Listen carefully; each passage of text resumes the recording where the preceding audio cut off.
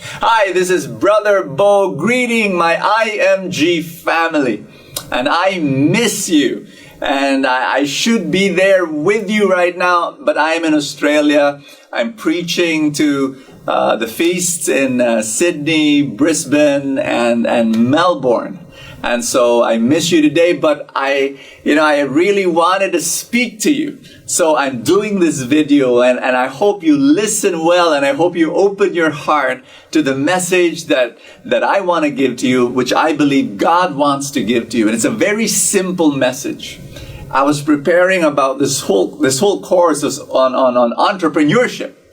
And then it shocked me when I realized something. It just blew my mind. A light bulb came as I was reading the life of Jesus. And I said, wow, I never thought of it that way.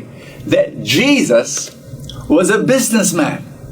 For the longest time, spiritual people are supposed to be focused on heaven and focused on God and focused on religion and focused on prayer and focused on the Bible and not about money and not about business.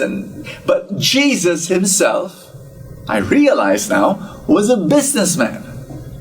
How long? He spent more years as a businessman than he spent years preaching, healing, and driving out demons. Jesus spent 17 years as an entrepreneur and only 3 years in the ministry of preaching, healing, and driving out demons. Amazing. During that time, during biblical times, at the age of 13, you would already apprentice with your father. And in Mark chapter 6, verse 33, when Jesus was already preaching, the people said, hey, wait a minute, is he not the carpenter? Didn't he? Wasn't just a few years ago he repaired our jacuzzi? He repaired our 2-car garage? I'm just kidding. But they saw him as that carpenter. Now, Jesus, think about it. He did the normal stuff of marketing his services, of accounting, of collecting payments, of answering complaints from customers, and paying taxes. He was doing all that. He was designing and repairing and selling his services. Jesus, he sanctified business. So my point to you is this. IMG family, I want you to be happy that God has blessed you with your business. Your service, your product is the financial freedom, financial well-being of your customer. That's what you want. That's what you're selling. And you go out there with pride. You go out there with joy. There's nothing to be ashamed of a business.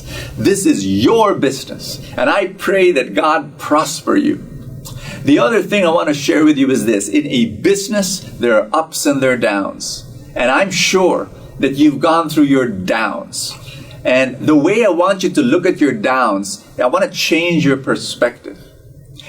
King David, before he became king, he was a young man who fought Goliath.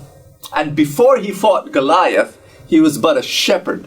He was a lowly shepherd. Today when you say shepherd, you got this nice, cute, wonderful, nostalgic picture of a guy with broad shoulders who looks like Brad Pitt, carrying a lamb over his shoulder. During that time, they looked down at shepherds. He was the common laborer. He was not very nice, and then he was muddy and dirty and smelly. Anyway, David was a shepherd.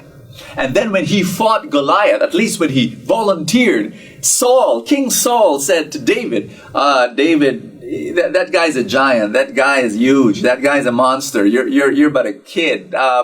Hello? Are you sure you want to do this? David said, I fought and defeated the bear and the lion when I was a shepherd. I love that when he said that. You know why?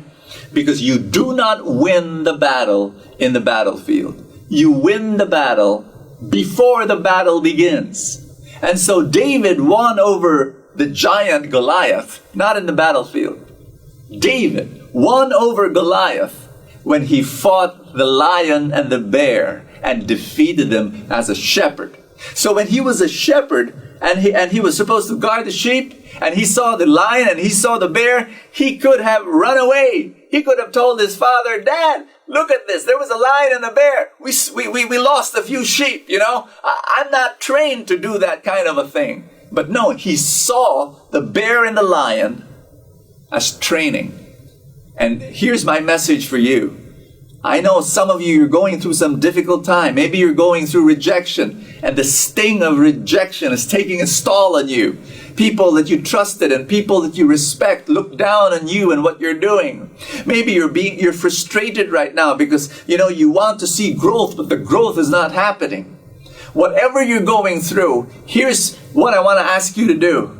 Look at everything as training. You are facing your lion. You are facing your bear right now.